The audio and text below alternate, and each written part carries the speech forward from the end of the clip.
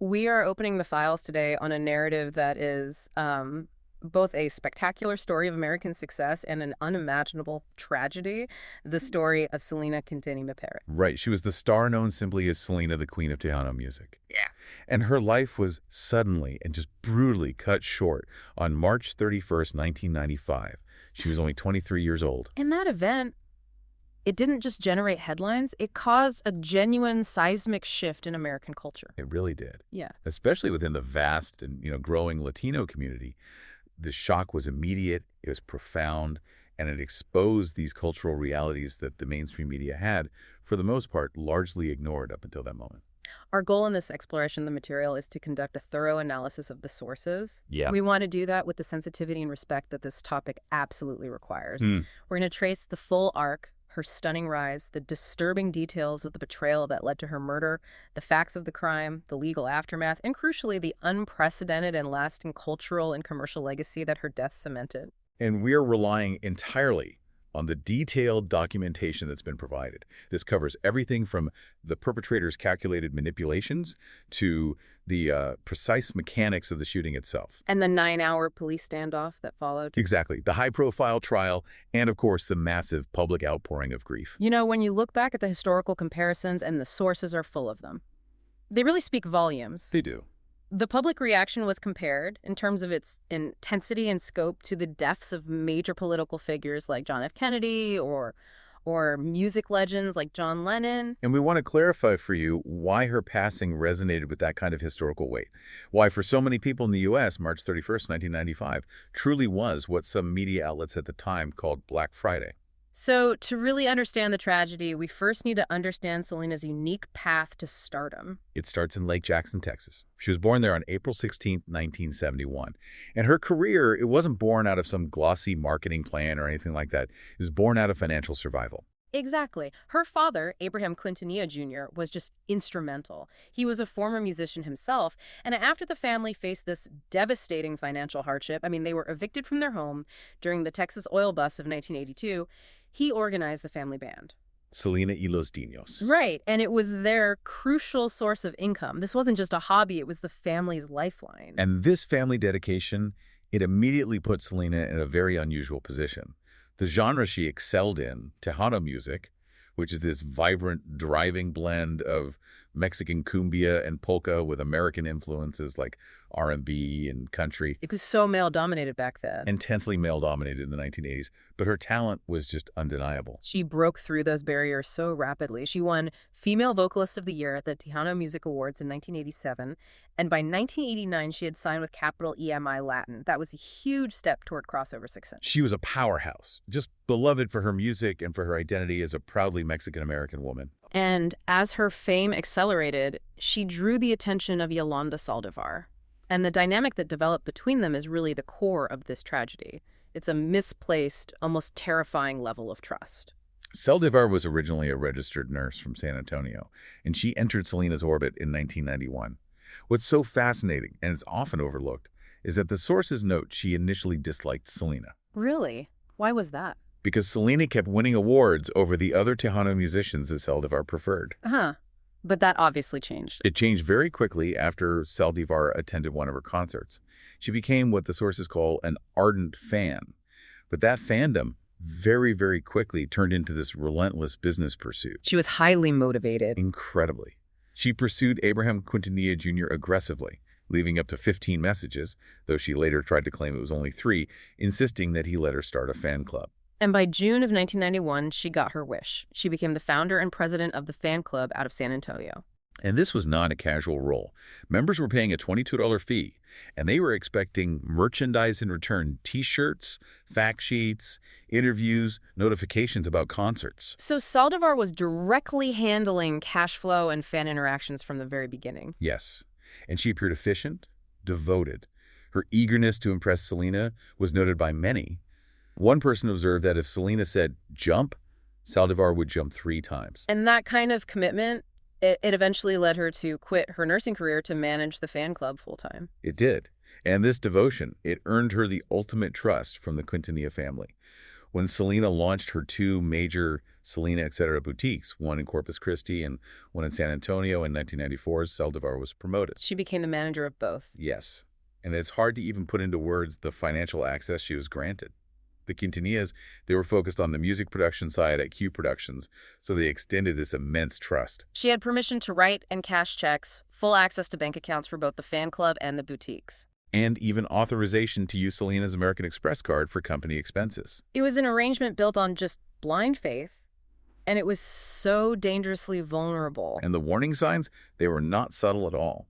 They emerged almost as quickly as she was given that power. Her devotion crossed into something else. An obsession. Staff reported that Saldivar's room was covered in Selena posters, pictures, and candles. She would constantly play Selena videotapes for any guests. And crucially, she started telling employees she wanted to be like Selena. That's a classic sign of, dissolving boundaries. He grew possessive, too. She was trying to isolate Selena by distancing her from other trusted employees. The staff at Selena Etc. complained extensively, describing Saldivar as two-faced and unstable. They felt she was abusive and manipulative when Selena wasn't around. Right, and this control, this emotional instability, it quickly bled into financial mismanagement. By late 1994, the boutiques were running out of cash. They couldn't pay their bills. And Saldivar had drastically cut the staff, right? From something like 38 employees down to 14. Yes, often firing people she personally disliked or, anyone who questioned her authority. And then came the external proof of the fraud. The calls and letters from fans. Angry fans. Abraham Quintanilla Jr. started getting these calls and letters from people who had paid their $22 membership fee and received absolutely nothing. Nothing at all. No T-shirts, no memorabilia. The fan club, run by Saldivar, was failing to deliver on its promises, but the money was gone. The investigation just confirmed the scale of the financial betrayal. Saldivar had embezzled over $60,000. Using forged checks. And they were drawn from both the fan club and the boutique accounts. To try and hide the fan club theft, she had opened the account using her sister's name, Maria Alita. So when Abraham finally confronted her with the evidence on March 9, 1995 at Q Productions, Selena and her sister Suzette were there too. He noted that the handwriting on those Maria Alita checks perfectly matched Saldivar's. And her reaction was so telling. She didn't deny it. She mostly stared. She alternated between being, as they described, emotional at times and at other times just cool as ice. Yeah. It just suggests this deeply disturbed detachment from reality. That was the moment Abraham immediately banned her from any further contact. But here is the central, painful, tragic element of this whole narrative. Selena hesitated. Selena herself hesitated to fully sever the connection. Her termination was put on hold. She needed those stolen records. She needed Saldivar's bank statements, the tax documents, all the financial evidence to clean up the mess and prepare for the upcoming tax season. And she also, perhaps, still felt Saldivar was necessary for the planned expansion of her clothing line into Mexico. So it was this conflict between professional necessity and a profound emotional reluctance. She couldn't believe the person she had trusted so completely was capable of this level of calculated deception. And that professional requirement, the need for the very evidence of the theft, it provided the narrow, fatal window that Saldivar needed to execute her final, desperate plan. The moment Saldivar was exposed, the sources show this terrifying immediate pivot from financial desperation to premeditated violence. This wasn't a sudden rage. The preparation was chillingly methodical. The timeline confirms this. On March 10th, Selena removes Saldivar's name from the boutique accounts. That's the formal start of the termination process. The very next day, March 11th, Saldivar went to a gun shop in San Antonio, and she purchased a 5-shot Taurus Model 85 revolver, chambered in .38 special. And crucially, she didn't buy standard ammunition. She bought 5 hollow point bullets. We have to emphasize why this matters. Hollow point bullets are explicitly designed to expand upon impact. To maximize tissue damage and lethality? Precisely. She told the clerk she needed the weapon for protection as an in-home nurse because of threats. This action, less than 48 hours after being caught embezzling $60,000, it just strongly supports the prosecution's later argument of premeditation. There's a brief pause, though. She did attempt to return the gun on March 15th, claiming her father gave her a different one. But then she repurchased that same revolver on March 27th. It sounds like a psychological back and forth, not a real change of heart. I think that's right. And Abraham Quintanilla later voiced his belief that Saldivar had 4 failed attempts to commit the murder between that confrontation and March 34. And these attempts, the sources suggest, are often derailed by sheer bad luck on Saldivar's part, heavy traffic, or the constant presence of Selena's husband, Chris Perez. Or Selena just being mobbed by fans, Yeah. creating too many witnesses for a clean execution of the crime. It's a terrifying accumulation of near misses. It is. So then we arrive at March 30. Saldivar, having briefly traveled out of state and then returned to Corpus Christi, checked into room 158 at the Days Inn Motel. She contacted Selena with what Abraham believed was this manipulative, desperate, new alibi. She claimed she had been raped in Monterrey, Mexico. Exactly. And Selena, torn between her family's command to cut ties and her own sympathy, she agreed to meet her the next morning, March 31. To address the supposed crisis and critically retrieve the remaining financial records. Right. And Chris Perez was reluctant for her to go alone. He sensed danger. So, on the morning of March 31st, 1995, at approximately 7:30 a.m., Selena arrived at the Days Inn, room 158. Their first stop was Doctors Regional Hospital. Saldivar needed to establish credibility for her rape claim, but the medical staff noted she showed clear symptoms of depression. But the story itself was weak. And a nurse, Carla Anthony, she advised Saldivar that she needed to go to San Antonio for a proper examination, since the alleged rape happened outside the country. And Selena became visibly angry in that waiting room. The sources indicate this was because Saldivar had initially claimed to be bleeding profusely, but now told the staff she had only bled a little. So Selena realized the story was almost certainly fabricated. A fabrication to coerce her back into Saldivar's presence. The drive back to the motel was tense. And Selena told Saldivar they needed to separate for a while to avoid upsetting her father. She was essentially confirming the termination was imminent. Right. And once they were back in room 158, Chris Perez called Selena's cell phone, reminding her she was late for a recording session at Q Productions. And Selena assured him she was taking care of one last item of the business and that she would be there soon. That was the last time he or anyone outside of that motel room heard her voice. The final, fatal confrontation began shortly after that. Motel guests overheard shouting. Selena was demanding the financial papers and stating unequivocally that Saldivar could no longer be trusted. And Selena, exasperated, tried to speed things along by forcefully dumping Saldivar's satchel onto the bed. And this impulsive action was the catalyst. It exposed the 5-shot Taurus Model 85 revolver lying inside. At 11:48 a.m., the argument escalated as Selena tried to flee the room, and Saldivar aimed the revolver and fired a single shot. The resulting injury was catastrophic, almost instantly fatal. The hollow point bullet struck Selena in the lower right shoulder. It passed through her chest cavity, shattered her collarbone, and most critically, it severed the right subclavian artery, a major blood vessel. And the sources highlight the terrifying precision of that wound. Doctors later determined that if the bullet had been just 1 millimeter higher or lower, the injuries would have been substantially less severe. Perhaps even survivable. But the path it took guaranteed her death. She lost, as the reports say, virtually all the blood in her body in a matter of minutes. Which led rapidly to hypovolemic shock. And Selena, bleeding profusely, she fled the room and ran, the equivalent of a football field. A horrific blood trail measured at 392 feet all the way toward the lobby. Screaming, help me, I've been shot. And the reports confirmed that Saldivar chased her part of the way, screaming at her, calling her a bitch. She collapsed in the lobby at 11:49 a.m. Her final words, delivered to the hotel staff, they identified her killer and the location. Yolanda. Room 158. Paramedics arrived immediately, and she was rushed to Corpus Christi Memorial Hospital. The medical team there undertook what were described as heroic efforts. They opened her chest, administered multiple blood transfusions, tried heart massage, but the massive blood loss meant her veins had already collapsed. Selena Quintanilla Perez was pronounced dead at 1:05 p.m. from cardiac arrest caused by severe blood loss. The sheer violence and the speed of it, it's just difficult to comprehend. Immediately after the shooting, Saldivar walked out of the motel, got into her red pickup truck, and tried to flee the Days Inn parking lot. And there was immediate concern among the police that she might be heading straight for Q Productions. To target Abraham Quintanilla Jr., who had exposed her. Exactly. Fortunately, a responding police officer spotted her, cut off her truck, and ordered her to surrender. But instead, Saldivar picked up the murder weapon, placed it against her right temple, and threatened to commit suicide. This initiated one of the longest, most dramatic standoffs in Corpus Christi's history. It lasted over 9 hours. And the situation required calling in specialized personnel, a SWAT team, the FBI Crisis Negotiation Unit. And the negotiators, including Larry Young and Isaac Valencia, they managed to run a telephone line to the truck to establish communication. And what was her story then? Initially, Saldivar maintained the gun had simply gone off accidentally. She said she intended to shoot herself, but only after Selena had tried to leave. Which is an account that conveniently shifts the blame away from premeditation. Of course.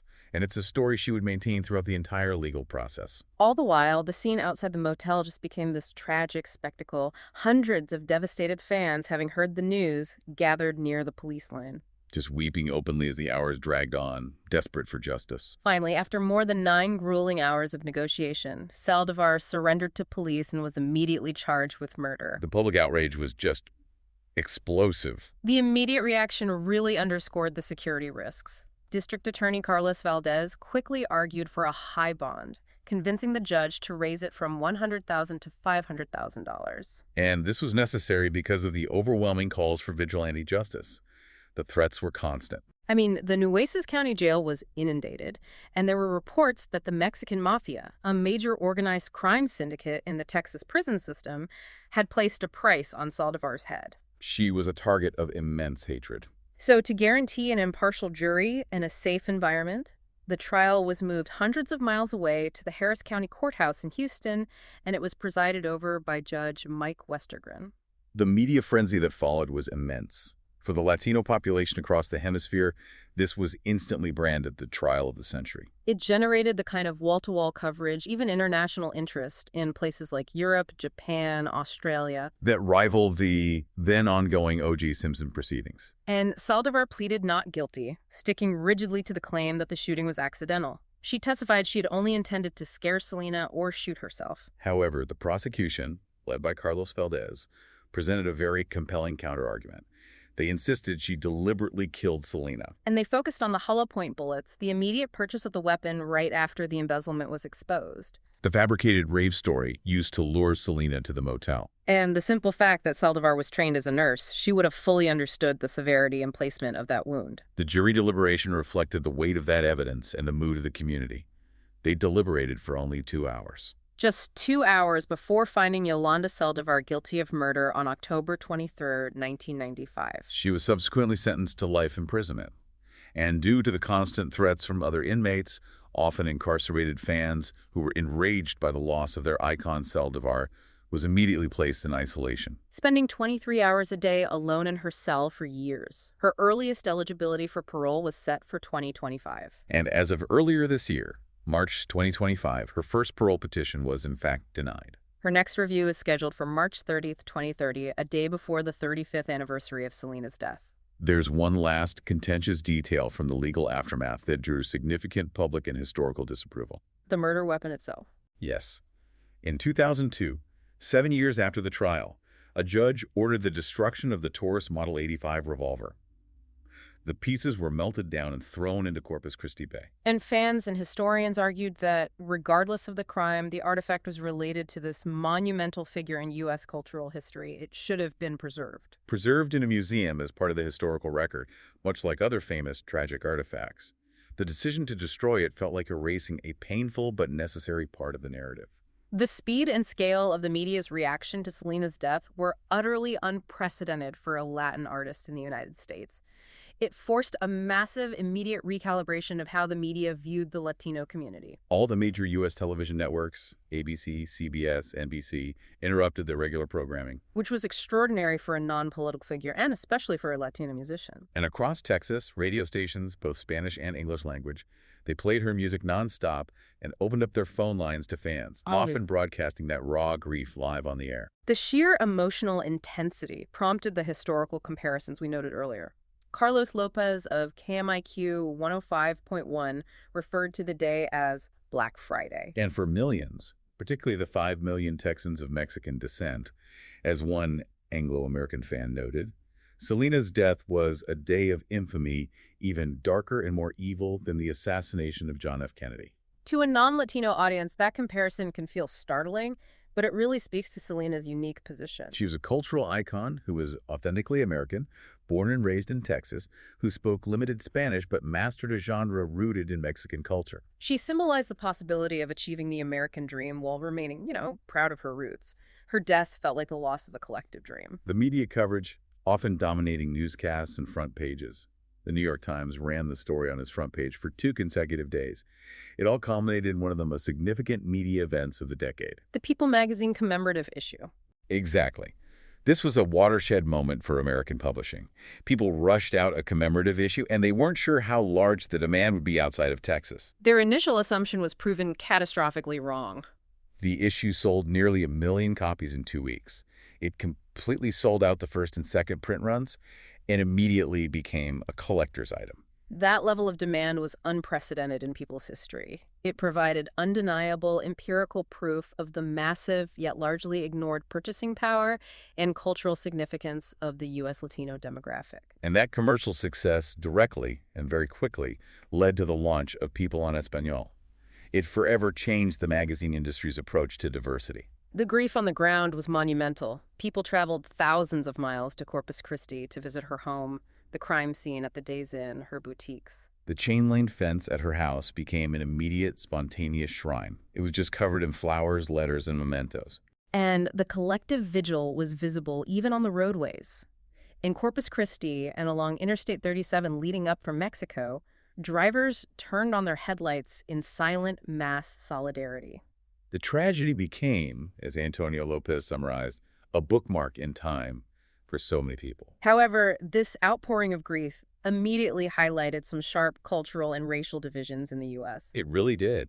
While the Latino community mourned a symbol, many Anglo-Americans were questioning the fuss over the death of a singer they had never heard of. And this led to cultural confrontations and dismissive backlash that was published in newspapers. Ramiro Burr, a prominent music journalist, he attributed the widespread non-Hispanic lack of understanding to a language barrier. Meaning not just Spanish versus English, but a barrier of cultural context. Right, they simply lacked the framework to understand her symbolic importance. And we saw this cultural ignorance played out in real time. In the 1997 biopic, there's a scene where a store manager dismissively asks, "Who's Selena?" And while Anglo-American viewers sometimes dismiss this as over-dramatized Hollywood license, Latino fans emphatically asserted that this cultural ignorance happens all the time. It demonstrated how marginalized their community felt by the mainstream media's focus. The tragedy even seemed to cast a shadow over related events. Sources mentioned 2 linked deaths in California that occurred shortly afterward. A drag queen who was planning to dress as Selena was killed by a car, and an actress who auditioned for the role in the biopic was later strangled. These events just deepened the sense of collective tragedy surrounding her legacy. Political recognition followed the cultural shockwave. Then, Texas Governor and future U.S. President George W. Bush declared her birthday, April 16th, Selena Day, in Texas. He acknowledged that she represented the essence of South Texas culture. Even President Bill Clinton and Hillary Clinton sent a letter of condolence to her husband, Chris Perez. But the media reaction wasn't uniformly respectful. It also sparked one of the biggest controversies in media that year. The actions of shock jock Howard Stern. The outrage over Stern was immense. He mocked her murder, her burial, and her music on air, claiming dismissively that, quote, "Alvin and the Chipmunks have more soul." And to add insult to injury, he played her songs interspersed with the sound of gunfire in the background. The Latino community responded with fury.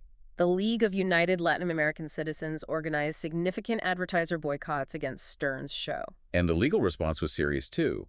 An arrest warrant for disorderly conduct was issued for Stern in Texas. The backlash forced him to respond, which he did by making an on-air statement in Spanish to apologize.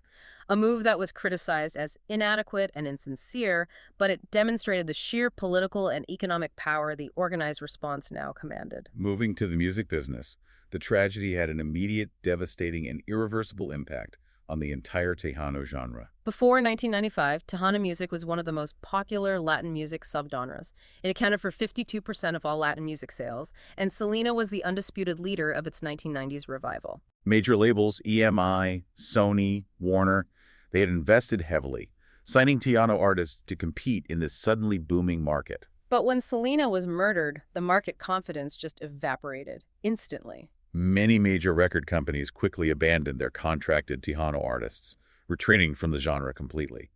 Its popularity waned significantly, and by the mid-2000s, U.S. radio stations were switching from Tejano programming to broader regional Mexican formats. And today, Selena remains the best-selling Tejano artist of all time. She continues to outsell living musicians, which just illustrates the vacuum she left behind. Commercially, however, her personal sales exploded. Record stores sold out of her albums in hours. EMI Latin had to rush ship 500,000 units in the 2 weeks following her death.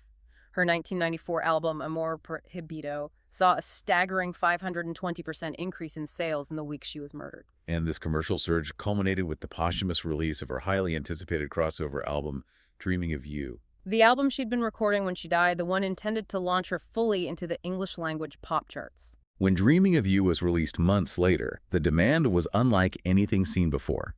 It sold 175,000 copies on the day of release, a record for a female vocalist at the time. In its first week, it sold 331,000 units. And that made her only the third female artist in history, after Janet Jackson and Mariah Carey, to sell over 300,000 units in a single week. But the true landmark was its debut position. Dreaming of You debuted at #1 on the U.S. Billboard 200 chart, Which made Selena the first Latino artist and the first solo artist posthumously to achieve that feat. Today, it remains the best-selling Latin album of all time in the U.S., a monumental achievement that was realized only after her death, demonstrating the full, tragically unrealized potential of her crossover appeal. The tributes, they continue to this day. The public viewing of her casket at Bayfront Auditorium drew an estimated 30,000 to 40,000 fans. And the intensity of the mourning was such that the family was eventually forced to hold an open casket viewing to dispel these persistent, morbid rumors that the casket was actually empty. Her memory is physically preserved in Corpus Christi. In 1997, a museum dedicated to her life and a beautiful life-size bronze statue called the Mirador de la Flor were erected. And both are still visited by hundreds of fans every single week. Even a decade later, the power of her image remained immense. The 2005 tribute concert, Selena VIVE, achieved a record 35.9 household rating for a Spanish-language television special in U.S. history. A truly shocking number, and in some key demographics, it even beat the ratings of American Idol that night. And from the 1997 film, starring Jennifer Lopez, to the more recent Netflix series, her narrative continues to be told and retold. It demonstrates an enduring cultural resonance that shows absolutely no sign of diminishing, even 3 decades on. So we've traced her journey from a Texan music pioneer who rose out of financial necessity to a cultural martyr whose murder spurred these monumental changes in how American media and the music industry represented and marketed to the Latino community. Even if, ironically, it also meant the decline of the very genre that she spearheaded. The final synthesis here is profound. A single act of betrayal and violence, tragically exposed and amplified deep-seated cultural and racial divisions in the U.S., forcing a necessary, if painful, mainstream reckoning with the importance of Latino figures in American life. And ultimately, the tragedy cemented Selena's place as an enduring symbol of possibility, hope, and pride for millions of people, a power she achieved far more fully in death than she was ever allowed to realize during her extraordinarily promising but tragically short life. Thanks for listening.